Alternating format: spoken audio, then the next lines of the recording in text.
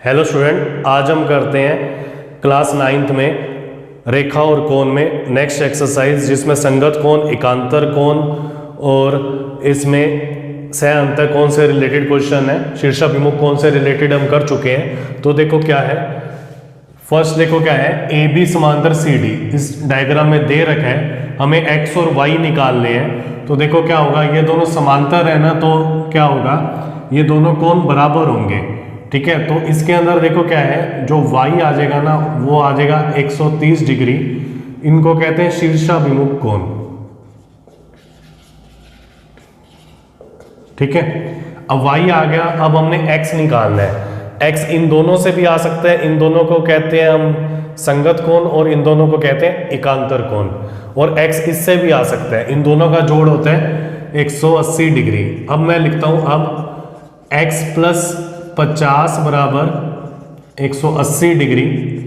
तो x का मान आ जाएगा 180 माइनस 50, ये आ जाएगा रैखिक युग्म। ठीक है, तो x का मान आ जाएगा 130 डिग्री। नेक्स्ट में देखो क्या है, ये दोनों समांतर दे रखे हैं, ए बी समांतर है सी डी के और सी डी समांतर है ई एफ के। अगर ये इसके समांतर है और ये इसके समांतर है तो हम लिख सकते हैं कि तीनों ही रेखाएं आपस में समांतर होंगी। ठीक है, इस क्वेश्चन में हमने x निकालना है। ठीक है, हमें यह दे रखा है कि y रेशो z, ये दे रखा है 3:7।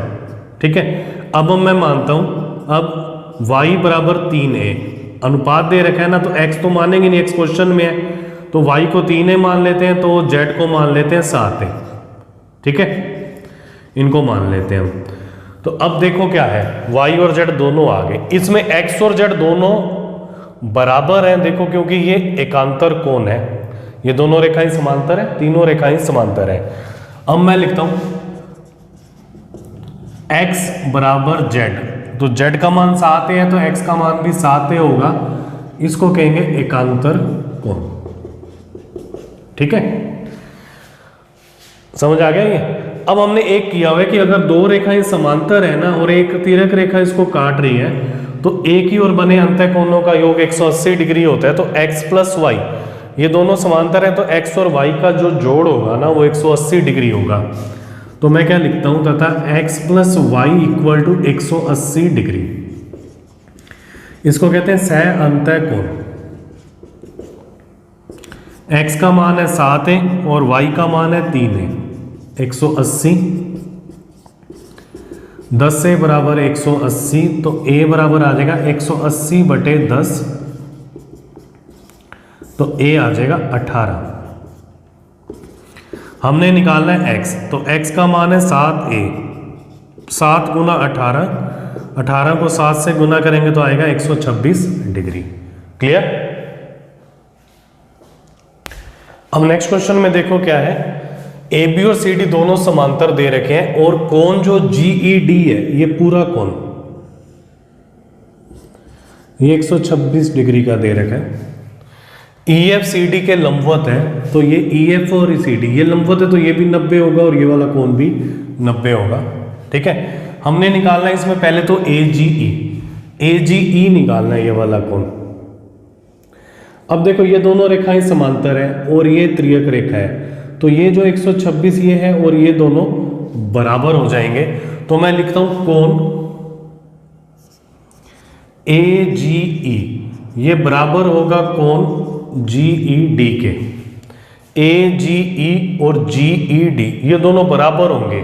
ठीक है, इसको कहेंगे एकांतर कोण। एकांतर बन रहे हैं ना, त्रियक रेखा के दोनों विपरीत साइड में है और दोनों अंदर है और रैखिक युग्म नहीं बना रहे। तो कोण ए जी ई, इसका जो मान आ जाएगा ये आ जाएगा 126 डिग्री। एक तो ये निकालना है। ठीक है, दूसरा कोण निकालना है जी ई एफ, ये वाला इतना। तो देखो क्या होगा, ये पूरा कोण 126 है और इतना हमें पता है 90 है, तो 126 में से 90 माइनस कर देंगे तो ये कोण आ जाएगा। तो मैं लिख रहा हूं अब कोण जी ई एफ, ये वाला जो कोण है जी ई एफ, इस पूरे में से GED में से ये वाला माइनस कर देंगे FED। यहां मैं लिख भी देता हूं, ये दोनों लंबवत है तो इसका मतलब क्या होगा, कोण FED ये आ जाएगा 90 डिग्री। ठीक है, तो आ जाएगा 126 माइनस 90, तो ये बन जाएगा 36 डिग्री। ये तो आ गया कोण GEF। ठीक है, एक हमने निकालना है FGE, ये वाला कोण निकालना है इतना। तो ये दोनों रैखिक युग्म बन रहे हैं। ये तो हमने निकाल लिया AGE 126। ठीक है, तो अब मैं लिखता हूं कोण AGE प्लस कोण FGE बराबर 180 डिग्री। ये है रैखिक युग्म। AGE हमारे पास है 126 और FGE ये हमने निकालना है 180 डिग्री। ये उधर जाके माइनस हो जाएगा, तो कोण FGE ये आ जाएगा 180 माइनस 126, इतना आ जाएगा 54 डिग्री। क्लियर। अब नेक्स्ट क्वेश्चन में देखो क्या है, PQ और ST ये दोनों दे रखे हैं, दिया है समांतर। ठीक है, PQR दे रखा है 110 डिग्री, RST दे रखा है 130 डिग्री। हमें QRS निकालना है। ठीक है, तो इसके लिए मैं क्या करूंगा, बिंदु R से ना एक रेखा खींच देते हैं, R, और इसको लिख देते हैं M, और ये समांतर लेते हैं ST के। किसके भी समांतर ले लो, या PQ के ले लो या ST के। यहां मैं लिखता हूं बिंदु R से ST के समांतर एक रेखा RM खींचते हैं। तो इसका मतलब हो जाएगा जो RM है ना वो समांतर है ST के। अब देखो PQ ST के समांतर है, RM भी ST के समांतर है, तो तीनों रेखाएं समांतर हो जाएंगी। अतः PQ समांतर है ST के, समांतर है RM के। ये क्या होता है कि समांतर रेखा एक ही रेखा के समांतर होती है, तो सभी रेखाएं आपस में समांतर हो जाती हैं। अब हमने QRS निकालना है, तो इसको तो मैं कोण 1 दे देता हूं, इसको कोण 2 दे देता हूं। 1 और 2 निकाल लेंगे और तीनों का योग हो जाएगा 180 डिग्री। अब देखो क्या है, ये दोनों समांतर है, तीनों समांतर है, तो ये दोनों भी समांतर होंगी। तो मैं क्या लिखता हूं, जो कोण PQR है, ये वाला कोण PQR और कोण 1 है, इन दोनों का जोड़ हो जाएगा 180 डिग्री, क्योंकि ये समांतर रेखाओं के एक ही ओर बने कोण है त्रियक रेखा में, तो आ जाएगा सह अंतः कोण। ठीक है, तो PQR ये आ जाएगा 110 प्लस कोण 1 बराबर 180 डिग्री। तो कोण 1 आ जाएगा 180 माइनस 110, तो कोण 1 आ जाएगा 70 डिग्री। ऐसे ही हम कोण 2 निकालेंगे। ठीक है, तो मैं यहां कर देता हूं। अब कोण RST, ये वाला कोण RST प्लस कोण 2, ये भी हो जाएगा 180 डिग्री। इसको भी लिख देते हैं सह अंतः कोण। RST का मान है 130 प्लस 2 कोण 2 बराबर 180, तो कोण 2 आ जाएगा 180 माइनस 130, तो कोण 2 का मान आ जाएगा 50। ठीक है, अब इन तीनों का जोड़ 180 डिग्री होता है एक ही रेखा पर बने कोण। ठीक है, तो इससे QRS आ जाएगा, तो मैं यहां लिख देता हूं। अब कोण 1 प्लस कोण QRS प्लस कोण 2 बराबर 180 डिग्री, एक ही रेखा पर बने कोण।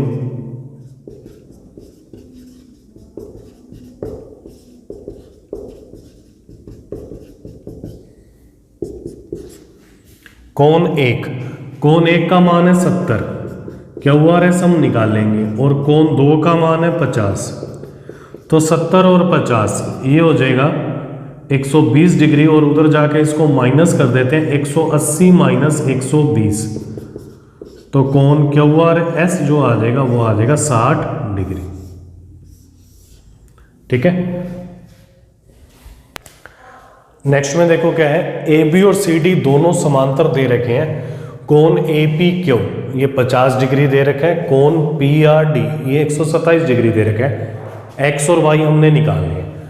तो देखो क्या है, ये दोनों रेखाएं समांतर है, ये एक त्रियक रेखा है, तो ये दोनों विपरीत साइड में बन रहे हैं, इनको कहते हैं एकांतर कोण। तो मैं क्या लिखता हूँ, ए पी क्यू तो 50 डिग्री दे रखा है, तो अब क्या होगा, कोण पी क्यू आर ये बराबर होगा कोण ए पी क्यू, एकांतर कोण। ये वाला कोण ए पी क्यू और कोण P Q R. P Q R का मान तो है x और ए पी क्यू का मान है 50, तो x का मान तो आ गया 50 डिग्री, ठीक है। तथा ये 127 डिग्री दे रखा है पी आर डी। हमने पढ़ा हुआ है ये कि अगर किसी त्रिभुज की एक भुजा को बढ़ा दिया जाए तो बनने वाला बहिष कोण दोनों अंतः अभिमुख कोण, जो विपरीत अंतः कोण है, उन दोनों के योग के बराबर होता है। तो अब क्या होगा, कोण पी आर डी ये होगा x प्लस वाई के बराबर। इसको लिखेंगे बहिष्कोण प्रॉपर्टी जो है। बहिष्कोण क्या होता है, अंतः अभिमुख कोणों के योग के बराबर होता है, जो विपरीत अंतः अभिमुख कोण होते हैं। तो कोण पी आर डी ये है 127 और x है हमारे पास 50 प्लस y निकालना है, तो 127 50 इधर आके माइनस हो जाएगा, तो y का मान आ जाएगा 77 डिग्री। नेक्स्ट क्वेश्चन में देखो क्या है, पी क्यू और आर एस ये दो दर्पण दे रखे हैं हमें, और ये दोनों दर्पण क्या है, समांतर है। एक किरण आपतित किरण है ए बी, जो पी क्यू दर्पण पर बिंदु बी पर टकराती है और ये बी सी पथ पर परावर्तित हो जाती है। फिर ये आर एस दर्पण पर सी पर टकराकर पुनः परावर्तित हो जाती है सी डी पाथ पर। और हमें सिद्ध करना है कि ए बी और सी डी दोनों समांतर है, ठीक है। अब इसको करने से पहले देखो क्या है, जैसे ये कोई दर्पण है, जैसे कोई किरण यहाँ आ रही है, ये आपतित किरण है, और इसको टकराने के बाद यहाँ चली जाती है, तो इस पर जो एक लंब होता है जो दर्पण से 90 डिग्री का कोण बनाता है, तो अभिलंब का आपतित किरण के साथ जो कोण बनता है ना, उसे कहते हैं आपतन कोण, इसको आई से लिखते हैं। और अभिलंब का परावर्तित किरण के साथ जो कोण बनता है उसे कहते हैं परावर्तन कोण, इसे आर से शो करते होते हैं, ठीक है। ये होती है आपतित किरण जो दर्पण के ऊपर गिरती है, और इसको कहते हैं परावर्तित किरण। ये साइंस में हमने पढ़ा हुआ है, कोण आई और कोण आर ये दोनों बराबर होते हैं परावर्तन के नियम से, ऐसा पढ़ा हुआ है कभी, ठीक है। नहीं पढ़ा हुआ तो उसको याद रख लेना, आगे कभी ना कभी आ जाएगा, ठीक है। आपतित किरण का अभिलंब के साथ जो कोण होता है उसे आपतन कोण, परावर्तित किरण का अभिलंब के साथ जो कोण होता है उसे परावर्तन कोण, ठीक है। और परावर्तन के नियम से दोनों कोण क्या होते हैं, बराबर होते हैं। तो इसको हम सिद्ध करने वाले टाइप से ही करेंगे। सबसे पहले मैं लिखता हूं दिया गया है, दो दर्पण है, पी क्यू समांतर है आर एस के, और क्या दे रखा है, पी क्यू दर्पण के लिए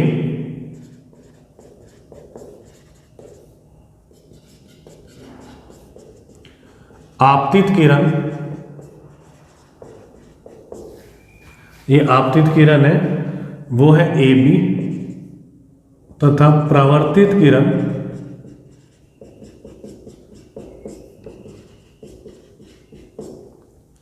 बी सी है। वह आर एस दर्पण के लिए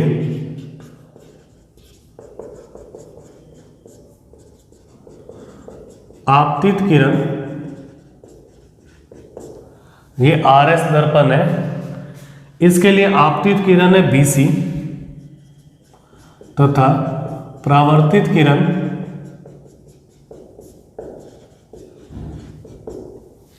सी डी है, ठीक है। और सिद्ध जो करना है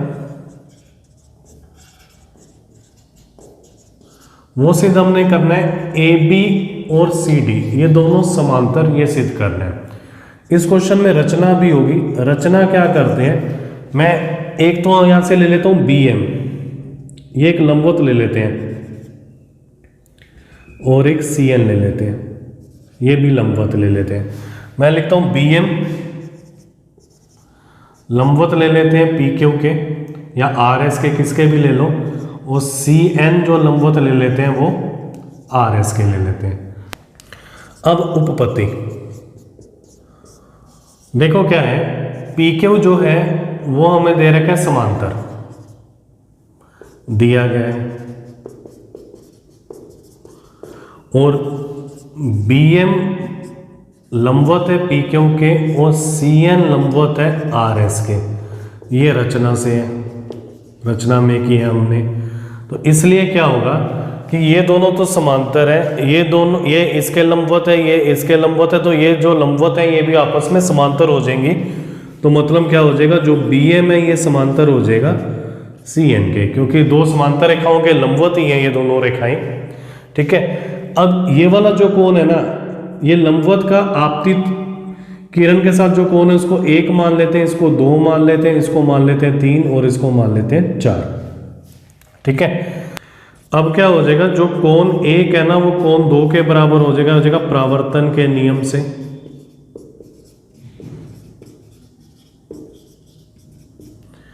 ऐसे ही ये आपतन कोण है, ये परावर्तन कोण है, तो ये दोनों भी बराबर हो जाएंगे, क्योंकि ये आपतित किरण है, ये परावर्तित किरण। इसका लंबवत के साथ कोण 3 है और इसका कोण 4 है, तो कोण 3 बराबर कोण 4 परावर्तन के नियम से। ठीक है, तो अब देखो क्या है, एक और क्या है कि ये दोनों रेखाएं ना समांतर हैं, BM समांतर है NC के, यहां पर CN के, तो ये दोनों कोण भी बराबर होंगे 2 और 3। इसको मैं यहां लिख देता हूं, कोण 2 बराबर कोण 3। इसको समीकरण 1 लिख देते हैं, समीकरण 2 और ये समीकरण 3। इसको लिख देते हैं एकांतर कोण। तो देखो क्या, 1 2 के बराबर है, 2 3 के बराबर है, 3 4 के बराबर है, तो समीकरण 1 2 व 3 से तो क्या हो जाएगा, कोण 1 बराबर कोण 2 बराबर कोण 3 बराबर कोण 4, ये सारे कोण बराबर हो जाएंगे। अब हमने सिद्ध करना है कि AB और CD ये दोनों रेखाएं ना समांतर है, तो अगर हम ये कोण बराबर सिद्ध कर देना, तो ये अगर ये दोनों कोण बराबर हैं तो इन कोण को कहते हैं एकांतर कोण। अगर एकांतर कोण बराबर है ना तो ये दोनों रेखाएं भी समांतर होती हैं। अगर समांतर है तो कोण बराबर होते हैं, हमने पढ़ चुके हैं प्रॉपर्टी में। तो अब मैं क्या करता हूं, 1 2 3 4 चारों ही बराबर हैं, तो मैं लिख देता हूं कोण 1 प्लस कोण 2 और यहां लिख देता हूं कोण 3 प्लस कोण 4। 1 और 2 का पूरा नाम है कोण ABC, ABC, और 3 और 4 का पूरा नाम है कोण BCD। ABC और BCD ये एकांतर कोण है, तो मैं लिखता हूं चूंकि एकांतर कोण बराबर है इसलिए AB समांतर है CD के, इति सिद्धम। तो इसको रचना के टाइप से ही लिख दिया हमने। क्लियर, अब इसको नोट कर लो, ध्यान से करना है इस क्वेश्चन को।